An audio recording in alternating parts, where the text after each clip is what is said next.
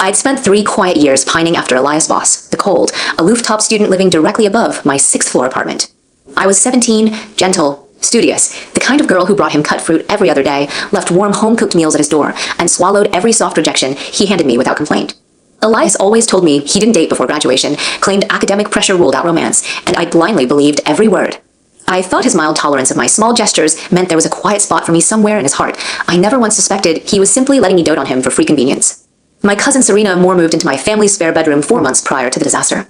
My mother Clara pitted her endlessly. Serena's parents split when she was 5. Her mother Eleanor abandoned her to travel the world chasing casual flings, and my aunt dumped all childcare guilt onto my household. My mom insisted we treat Serena as an equal. Every dress, snack, gadget I owned had a matching copy for her. Serena put on a meek, innocent act around my parents, but behind closed doors, she bragged constantly about manipulating men, scoffed at my quiet, loyal crush, and mocked my old-fashioned refusal to hook up with strangers for validation. 3 days before everything shattered, Serena dug through my desk and found my hidden crush journal filled with pages of soft, nervous writing about Elias. She snickered as she flipped through every entry, tossing the notebook onto my bed like it was garbage. 3 years, and he still won't touch you. That boy's either broken, or you're far too boring to hold any man's attention, Serena sneered, tilting my chin up with one cold finger. Chasing men doesn't work when you act like a blushing wallflower. Guys hate girls who act too proper, too pure. They crave bold, unapologetic energy, something you'll never have. I shook my head, defending Elias fiercely. Elias told me he likes quiet, well-behaved girls. He turned down a popular senior who threw herself at him downstairs last semester. I heard him say he prefers gentle types. Serena rolled her eyes hard, dismissing my hope out of hand. That's just a polite lie to let her down easy. An O-man turns down a fun woman. Hand me your prettiest dress. Watch how fast I wrap him around my finger. I'll give you a live demonstration of how romance actually works. Only one lesson, so pay close attention. I hesitated before handing over my favorite soft sundress, the one I'd saved pocket money for months to buy. I trusted her, foolishly believing she only wanted to coach me, not steal the boy I'd loved for half my teenage life. That blind trust would break me completely within 72 hours. I was walking up the apartment staircase mid-afternoon when the delivery man holding a discreet paper bag stopped to confirm my building unit number. My face burned bright red the second I read the small printed label stuck to the packaging. Ultra-thin 001 condoms. Delivery address straight to room 601. Elias's flat. My stomach dropped straight to my feet. I froze on the stairs, clutching the fruit platter I'd sliced and arranged for Elias that morning, watching the delivery man knock on his front door and hand over the package. Seconds later, my phone buzzed with an incoming video call from Serena. I answered with shaky hands, already dreading whatever she planned to show me. Serena's face filled the screen, her hair messy, cheeks flushed, tone dripping with fake remorse that never reached her eyes. I'm so sorry, sweet cousin. I promised I'd teach you how to win him over, but I accidentally got carried away last night, she giggled, feigning bashfulness. You said he hates forward girls, but he couldn't get enough of me. I'm practically bruised all over. He couldn't slow down even a little bit. The camera panned down briefly, and I caught a clear glimpse of torn fabric at the edge of the frame, my sundress, ripped along the skirt hem beyond repair. He's not a good match for you anyway, little sister. Find someone softer, someone who likes shy girls. I can set you up with one of my exes if you want. He's totally into your quiet type, Serena rambled, then glanced over her shoulder nervously as a low, familiar male voice echoed from off-camera. Who are you video chatting with? Elias asked, the lazy drawl I'd daydreamed about hearing turned sharp and foreign in my ears. Serena quickly covered the camera with her palm, murmuring in a sugary, placating tone. No one important. I told the delivery guy to leave the package by the door already. Come back to bed. I'm waiting for you. I heard Elias thank the delivery man outside their door, followed by rustling fabric, then Serena's breathless whimpers cutting through the speaker. Before I could process the full weight of betrayal, the video cut to black. Hot tears spilled down my cheeks onto the neatly cut strawberries in my fruit tray. I stood in the empty stairwell, feeling like the biggest fool alive. Every late night I'd spent daydreaming about Elias, every meal I'd cooked for him, every quiet confession I'd written in my journal, all of it meant nothing. I'd handed my crush, my favorite dress, and my trust straight to a cousin who planned to destroy it all for petty entertainment. I dragged myself back into our apartment, shoving the untouched fruit platter onto the kitchen counter. My dad, Arthur, glanced over, confused. Why didn't you drop the fruit off for Elias upstairs like you always do? I mumbled a vague lie, staring at the floor to avoid his gaze. He's not home right now. My mom, Clara, poked her head out from the kitchen, wiping flour off her wrists. Have you called Serena to ask if she's coming back for lunch? She's supposed to be interviewing for jobs today. I swallowed hard, voice thin and hollow. She's not coming back either. Before my parents could press for more answers, the front door's password lock clicked open. Serena sauntered inside, her clothes rumpled, skin still flushed from hours spent with Elias, and shockingly, Elias followed close behind her into our living room. My mom lit up instantly, completely oblivious to the tension thick enough to choke everyone in the room. You two ran into each other downstairs? Come sit. Lunch is almost finished. Elias closed the front door calmly, turning to greet me with the same soft, familiar line he'd used 100 times before. Hello, little Lila. Without a single flicker of guilt or embarrassment over what he'd just done with my cousin, he walked straight into the kitchen to help my dad chop vegetables, acting as if nothing out of the ordinary had occurred between him and Serena the night prior. Serena leaned against the living room wall, tossing her messy hair over one shoulder, and I stared at the faint red marks covering her neck, the torn hem of my sundress hidden beneath her oversized jacket. A wave of nausea crashed over me. I stumbled into the bathroom and locked the door, staring at my pale, tear-streaked reflection in the mirror. Every memory looped on repeat behind my eyes. Elias's cold, handsome face, Serena's mocking words about being tossed around in his bed, the ripped remains of my favorite dress she'd worn to sleep with the boy I loved. I leaned against the sink, silent sobs shaking my shoulders, wondering how I'd misjudged both people so completely. When I finally stepped back into the dining room, my parents had laid out all the dishes on the table. I darted to the farthest empty seat, as far from Elias as physically possible. My dad chuckled, nudging my mom's elbow. Look at our daughter, refusing to sit next to Elias like she always begs to. Growing shy in her teenage years, huh? My mom laughed along, agreeing with him. Teenage girls get embarrassed so easily. Her cheeks are bright red. I nearly choked on the rice I'd shoveled into my mouth. They thought I was blushing from a silly schoolgirl crush. I was burning with humiliation and heartbreak, trapped in a room with the boy who'd betrayed me and the cousin who'd stolen him for fun. I said nothing, staring down at my bowl and rushing through every bite to escape the table as fast as I could. Serena sat right beside Elias, putting on an act of total distance for my parents' benefit, not speaking a single word to him during the meal. But once my dad stepped outside to take a work call and my mom retreated to the kitchen to reheat soup, Serena's foot began sliding back and forth under the table, deliberately brushing against Elias's calf, then kicking my ankle hard enough to leave a faint bruise. I pulled my legs away instantly. Shrinking back into my chair, Serena shot me a sly, taunting grin, whispering a fake apology that held zero sincerity. Oops, sorry cousin. Didn't see your legs there. I watched Elias's chopsticks freeze midair over the plate of stir-fry, a faint pink blush spreading across his jaw. He did not pull his leg away from Serena's touches, did not push her off, did not show even a hint of discomfort at her public flirting in front of me. That small, unguarded reaction shattered the last fragile thread of hope I'd clung to for 3 years. I set my chopsticks down with a sharp clink, standing up abruptly. I'm finished eating. My mom popped her head out of the kitchen immediately. Wait a second, didn't you tell me you had difficult math problems to ask Elias for help with? He's free this afternoon, go ask him now. Before I could decline the offer, Elias smiled politely at my mother, nodding his head in agreement. I have no plans this afternoon, Aunt Clara. I can help Lila go over her homework. He lifted his eyes to meet mine, his expression warm and inviting, like he hadn't spent the previous night tangled up with my cousin in his bed. I nodded numbly, too stunned to form a coherent refusal, and walked into my bedroom ahead of him.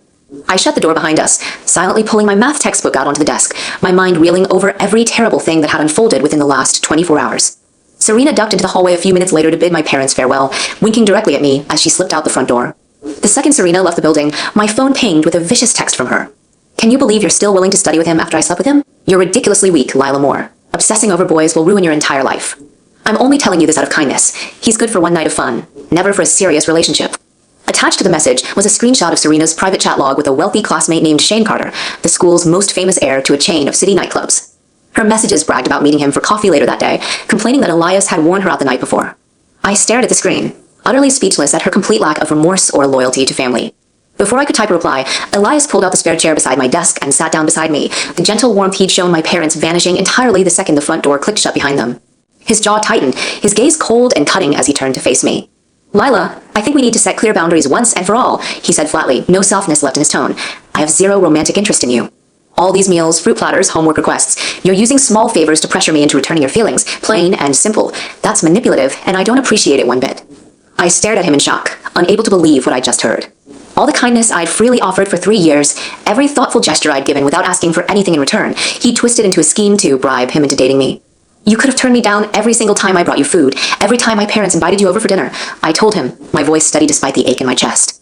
You never once refused a single thing I gave you. You accepted every plate, every piece of fruit, every offer of tutoring help without hesitation. Elias let out a bitter, mocking scoff, leaning back in the chair with crossed arms. Now you're going to run crying to your mother and tell her I mistreated you, aren't you? Children your age always resort to tattling when they don't get what they want. Grow up a little, Lila. In that single moment, every sweet memory I'd cherished about Elias shattered into dust.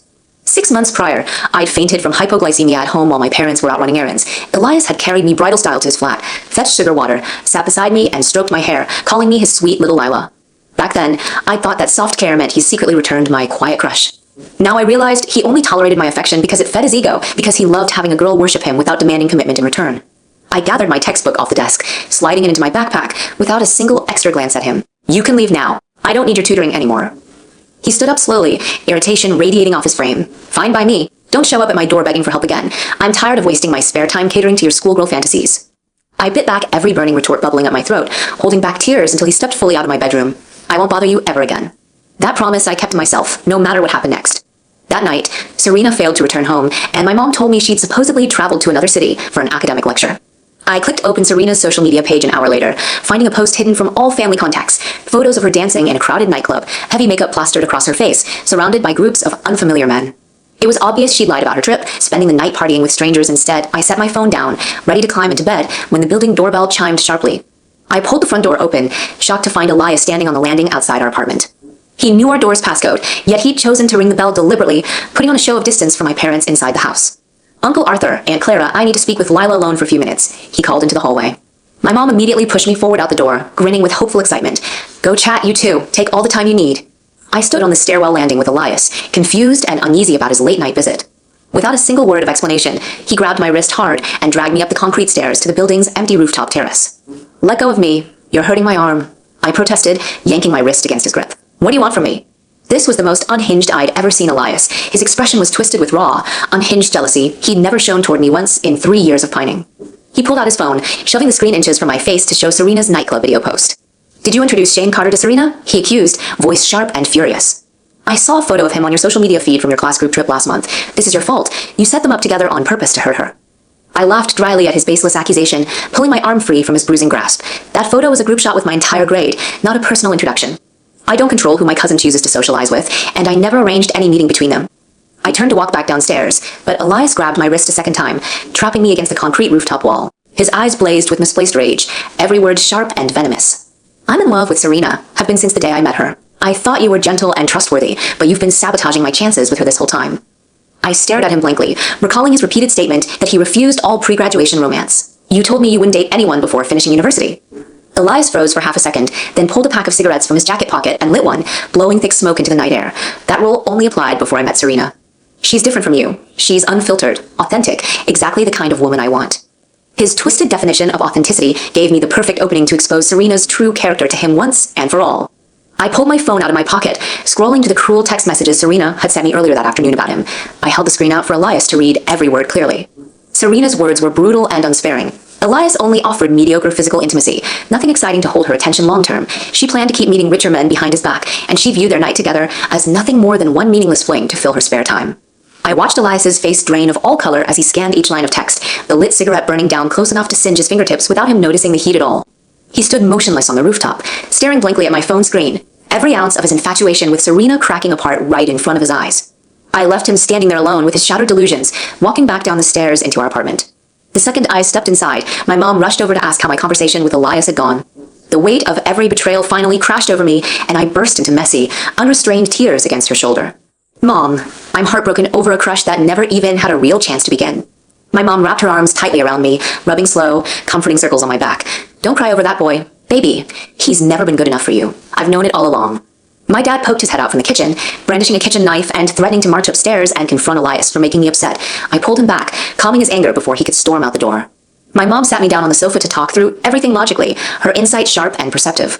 "He never fully rejected your care or your company, yet he refused to commit to you openly. That's emotional manipulation. He strung you along while chasing your cousin behind your back. This is a vital life lesson for you, sweetheart. Never pour all your love into someone who only tolerates your affection when there's no better option available." I nodded, absorbing every word she said, but I still chose not to reveal Serena's betrayal to my parents that night. My Aunt Eleanor was overseas traveling the world, texting my mom for hours every day to vent about her 7th failed marriage, and my mother was already drowning in guilt over failing to fix Serena's chaotic lifestyle.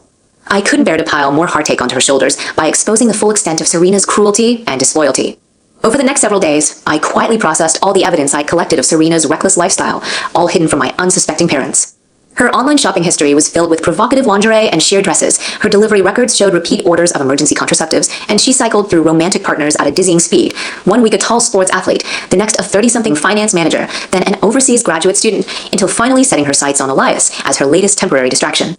I tried gently warning her that jumping from one man to another without emotional care would hurt her in the long run, but she'd immediately launched into a condescending lecture shaming my traditional values, calling me outdated and prudish, claiming gender double standards allowed women unlimited casual hookups without consequences. I lacked the sharp words to counter her aggressive rhetoric back then, so I'd fallen silent, letting her continue down her self-destructive path without further protest. The breaking point arrived when Elias posted a public photo of Serena to his social media feed, with a bold caption introducing her as his official girlfriend. My mom saw the post minutes after it went live, shocked beyond belief. "Elias and Serena are dating? She knows you've liked him for years. How could she do this?" She dialed Serena's cell phone instantly, demanding an explanation. Serena's voice carried genuine shock through the phone speaker. I never agreed to be his girlfriend. This boy's lost his mind completely. There's a huge misunderstanding here, Auntie. She insisted their night together was meaningless fun, nothing more, and she had zero intention of entering a committed relationship with Elias. Once the call ended, my mom let out a long, weary sigh, commenting that Serena was repeating every self-destructive choice her own mother Eleanor had made decades prior. In that moment, I realized my mother had suspected Serena's wild behavior long before I'd uncovered all the proof, yet she'd clung to hope that the girl could change for the better. Half an hour after Elias's social media announcement went viral, our apartment doorbell rang once more. Elias stood outside, his face pale and defeated, the girlfriend post already deleted from his profile, and my mom stepped between us protectively, refusing to let him pull me aside alone to talk. Whatever issues you have with Serena are separate from my daughter's life, she told him firmly, unafraid to stand up for me. Sort out your personal drama without dragging Lila into your mess. Elias shifted back into his polished, polite mask instantly, bowing his head in a show of remorse for my parents' benefit. I'm truly sorry for the trouble I've caused your family, Aunt Clara. I acted impulsively posting that photo. Serena has clarified she has no romantic feelings for me, and I take full responsibility for my poor judgment. My mom accepted his hollow apology, but her distrust lingered heavy in the air. Later that evening, I headed downstairs to take out the household trash, only to feel a shadow creep up behind me as I reached the stairwell landing. Before I could spin around, Elias clamped a hand over my mouth and dragged me into a shadowed concrete corner hidden from building security cameras. He leaned in close, the familiar cedar scent of his laundry detergent wrapping around me, and tilted his head down as if he planned to kiss me. I froze instinctively, eyes squeezed shut out of old habit from my years of blind adoration for him. No kiss landed on my lips. Instead, Elias let out a cold, mocking laugh inches from my face, pulling back to stare at my flustered expression with undisguised contempt. You still crave my attention, don't you? You closed your eyes waiting for me to kiss you like a lovesick puppy, he jeered. I didn't expose your crush to your parents only to spare you embarrassment. Serena's had a lonely, unstable childhood living as a house guest in your home, and I feel sorry for her.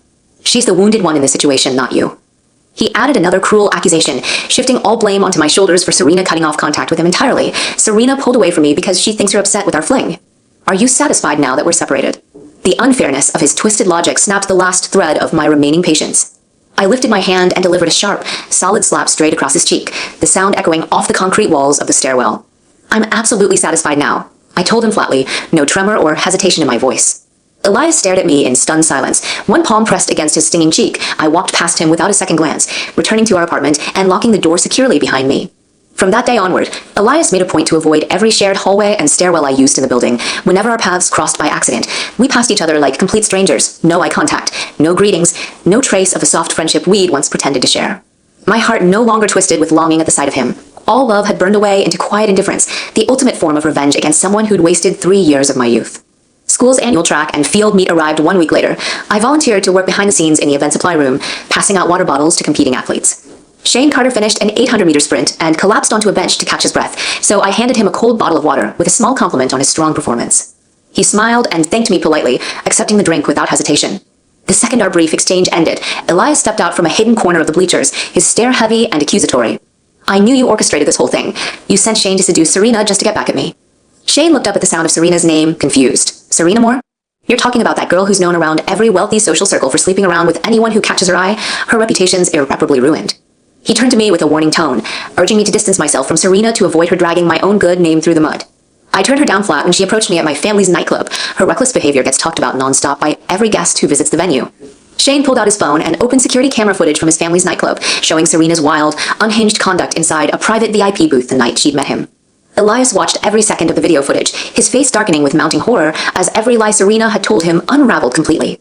When the clip finished playing, I locked eyes with him and repeated his own empty words back to him without mercy. You said you loved her raw, unfiltered authenticity. Now you've seen exactly who she truly is. Elias stumbled away from the bleachers in a daze, fully broken by the harsh reality of Serena's endless deception and manipulation. I felt zero sympathy for him. He'd chosen to blind himself to every red flag Serena waved in his face, prioritizing his fleeting infatuation over basic common sense. My 18th birthday came a week after the track meet, and when my mom asked what wish I'd blown into the birthday candles, I told her plainly that I wanted our family to move to a new apartment complex across the city, miles away from Elias's building. My dad lit up with immediate excitement. He'd been waiting over a year to relocate to the new house he'd renovated for our family, only holding off because he knew I'd refused to leave Elias's neighborhood.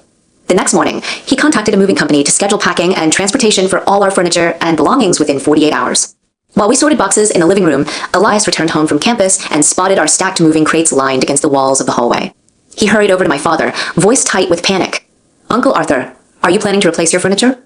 My dad answered him with a cold, dismissive tone, refusing to offer any extra information about our new address. We're moving to a new residential complex on the south side of the city, and we won't be sharing the details with you. The Southern District sat directly diagonal from our current apartment, placing dozens of miles between me and Elias permanently. That night, my phone flooded with desperate text messages from Elias, begging me to cancel the move, claiming our entire conflict stemmed from a minor misunderstanding between us and Serena. I ignored every single message without replying, watching him stand motionless on the pavement below our balcony long after dark, staring up at my bedroom window with hollow, defeated eyes. When he spotted me standing behind the glass, his face lit up with desperate hope. I simply pulled the curtain closed, blocking him from view entirely. He did not deserve a single extra second of my attention after everything he'd put me through. One day before our scheduled move-out date, Serena finally returned to our apartment for the first time in over 2 weeks, pulling up outside the building in an expensive luxury car driven by a middle-aged businessman over 15 years her senior, named Tyler Grant. She stepped out of the vehicle and gasped dramatically at the piles of packed luggage scattered throughout our living room. "Aunt Clara, what's all this chaos for?" My mom dragged her into a quiet corner of the room to confront her about the older man she brought home, her tone heavy with disappointment. "Who is this man you've attached yourself to? He's old enough to be your father." Serena instantly grew defensive and hostile, crossing her arms over her chest and raising her voice loud enough for all of us to hear. "Tyler treats me better than anyone in this family ever has. He buys me every luxury item I ask for without hesitation. If you continue criticizing my relationships, I'll cut all contact with you permanently." My mom's heart ached for her, but she tried one last time to gently guide Serena toward making healthier life choices, urging her to stop throwing herself at random wealthy men for temporary material comfort. Serena flew into a full screaming rage at the soft suggestion, screaming that our entire family looked down on her for her broken childhood, calling herself a worthless outcast unworthy of basic kindness. In her fit of anger, she grabbed the expensive boxes of bird's nest and caterpillar fungus supplements she brought as a peace offering and hurled them across the room, smashing glass containers all over the floor. "These fancy health goods can rot before I give them to your ungrateful family." She stormed out of the apartment, slamming the front door behind her hard enough to rattle the walls, climbing back into Tyler's car, and driving away without a single backward glance. My mom sank onto the sofa, clutching her chest in sorrow, blaming herself for failing to guide Serena onto a stable life path. I sat beside her and rubbed her back soothingly, reminding her that Serena's reckless choices stemmed from her mother Eleanor's lifelong neglect, not any lack of love or support from our household. Every person bore full responsibility for their own decisions, and Serena had repeatedly rejected every chance we'd given her to change her self-destructive habits.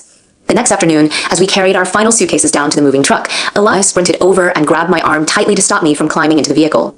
His usual composed, arrogant demeanor crumbled completely, replaced by desperate, tearful pleading. "Please don't move away, Lila. I've realized my feelings for you are genuine. My obsession with Serena blinded me for weeks, but I've broken all contact with her and deleted every trace of her from my phone. Give me one single chance to make this right between us." I pulled my arm free from his grip without the slightest hesitation, staring at his red, swollen eyes with complete emotional detachment. "You don't love me. You only crave the unconditional adoration I gave you for 3 years, and now that Serena has discarded you, you're scrambling to find someone else to worship your ego." Elias shook his head frantically, fumbling with his cell phone to show me his blocked contacts list featuring Serena's number front and center. "I can change for you. I'll never touch another woman again, if you'll stay." I leaned forward to whisper my final verdict into his ear, cold and unshakable. "You're tainted now. I have no interest in someone who's already given his heart and body to another woman behind my back." His knees buckled slightly under the weight of my rejection, face ashen and defeated. "I can wash that mistake away completely, I promise. Just don't leave me alone." I glanced over my shoulder at my mom waiting beside the moving van, then stepped past Elias without another word. Goodbye, we'll never cross paths again. As I climbed into the passenger seat of the moving truck, I watched him sink onto the concrete sidewalk, muttering brokenly that every woman in his life had abandoned him one after another. I felt zero pity for his suffering. All his pain was a direct consequence of his own selfish, cruel choices. We settled into our new Southern District apartment without a single further encounter with Elias. A few months later, he graduated university and left the neighborhood entirely. I cut all mutual social media connections to erase every trace of him from my life, never looking back at the toxic chapter I'd closed for good. Half a year after our move, my mom received an urgent late-night phone call and rushed out of the house, returning hours later with red, puffy eyes. She collapsed onto the living room sofa and pulled me into a tight, weeping hug. Serena collapsed unconscious on a city sidewalk and was rushed to the emergency room. Blood tests confirmed she's HIV positive. I failed her as family. I should have done more to steer her away from danger. Her mother Eleanor flew back to the country from overseas travel to visit Serena in the hospital ward, but the second she laid eyes on her sick daughter, she recoiled in disgust, refusing to touch her or sit beside the hospital bed. "I warned you countless times to stop sleeping around with random strangers, and now you've caught an incurable disease. Don't call me your mother ever again," she snapped, spinning on her heel and rushing out of the ward without offering to cover a single medical bill. All of Serena's hospital fees ended up covered by my mother's personal savings, as her own birth mother abandoned her to suffer alone. Serena's spirit shattered completely the moment her mother left the room. She fell back against the hospital pillows, too weak to fight or beg for love any longer. Months later, I heard all the rest of the fallout through casual gossip from Shane Carter, who remained a friendly, trustworthy classmate with no hidden motives or cruel agendas. Elias tracked down Tyler Grant's corporate office and printed hundreds of flyers listing every one of Serena's past romantic partners, distributing them to every employee and visitor entering the building in a rage-fueled attempt to ruin Tyler's reputation for dating Serena. Tyler's legal wife, a powerful woman with connections to local underground security teams, hired bodyguards to beat Elias severely outside the office gates. After the assault, Tyler got into a violent physical altercation with his wife's hired men, resulting in permanent damage to one of his legs, leaving him partially disabled for life. Shane shook his head as he recounted the full disaster to me, summarizing the entire chain of self-inflicted destruction with brutal honesty. Elias seemed quiet and respectable on the surface during school, but his core personality is deeply flawed and selfish. All it took was one manipulative, reckless girl like Serena to unlock his worst impulses and destroy every good opportunity life handed him. I thought long about his words after the conversation ended, reflecting on the cycle of pain that had engulfed every single person involved in the messy love triangle. Serena's self-destructive tendencies originated from a lifetime of maternal neglect and a lack of stable family love, while Elias's ego-driven arrogance and inability to accept rejection amplified every conflict into irreversible ruin. Their mutual suffering was not random bad luck. It was the natural psychological outcome of two deeply broken people chasing empty, temporary validation instead of genuine, loyal connection. I pulled out my phone and glanced at my Aunt Eleanor's latest social media update.